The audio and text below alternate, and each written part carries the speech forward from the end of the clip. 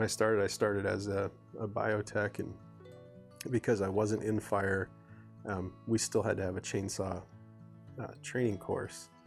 And my boss at the time knew that was policy, and he also knew that I had been, running a chainsaw since I was 10 years old, but still had to take the class. So he said, well, our policy is you have to go take this safety class, and then you can run a chainsaw. I said, okay. So I went to the class and did it, and it was fine. And I came back and did what I needed to do. I was doing my job. Then I started helping out in fire, and I probably at that time wasn't the best person on reading up on policy and looking at things. So I went to Colorado and was helping out on an engine. We got dispatched to a fire. We drove out there and was working with two guys I'd never worked with before, but both great guys. And fire was down in this deep ravine, and said okay.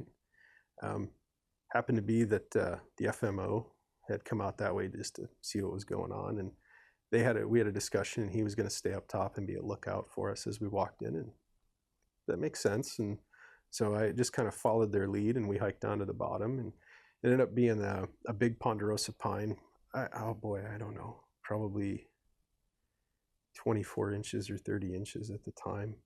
That could be a fishtail. It might be bigger in my memory than what it actually was, but we got down to the bottom, and I just kind of started scratching line. This wasn't doing much, it was a single tree strike, and it probably had, I don't know, maybe 1/10 of an acre of creeping ground fire. So I just started scratching line around it while they were having a discussion, and their discussion kind of went on for a while, and I came over and I was like, what are you guys doing? And they said, well, we can't cut the tree. And I said, well, why not? It was kind of obvious to me that we needed to cut it. And they said, well, we're not qualified. And I said, oh, well, I am. And they said, are you really? And I'm like, yeah. I'm like, this is no problem. So I cut the tree, put it on the ground, and the FMO at that time hiked down just to check on us. None of us were, they had a lot more experience than I did at the time, obviously, but it's not immensely qualified people out there. And when he walked down, he looked at the tree, and he said, wow, who cut the tree? And they both pointed at me, and he said, you cut it? I said, yeah. And he goes, wow, you look kind of young to be a sea faller. I said, what's a sea faller? He was also a type 2 safety officer. So we had a pretty good discussion, and I was readily informed about policy, which I did not know about, like I said. And it was pretty entertaining at the time.